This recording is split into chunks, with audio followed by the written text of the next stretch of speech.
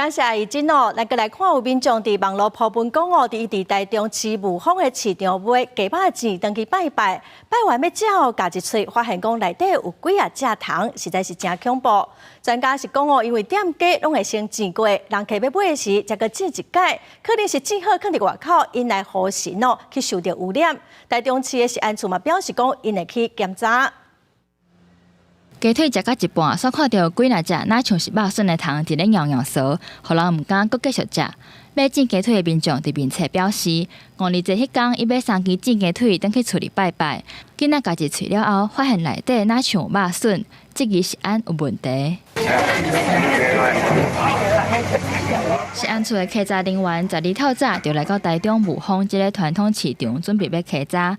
不过卖鸡腿的这档煞无开，常常去市场的民众是讲，这档卖煎鸡腿的是已经做真侪年啊，生意非常好。听到正式的鸡腿内底有活跳跳的虫，因拢唔敢相信。我毋捌听过了，足侪人拢，迄若拜拜时啊，迄物件人拢徛个安尼，无法度看到咧。还好呢，我买那一天就是卖的也生意蛮好的，没有剩很多。 对，他的东西不会隔夜卖啊。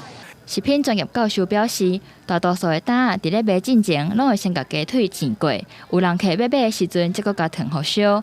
可能是鸡肉本身内外温度差伤济，加上保存的环境较开放，才会去互细菌污染掉。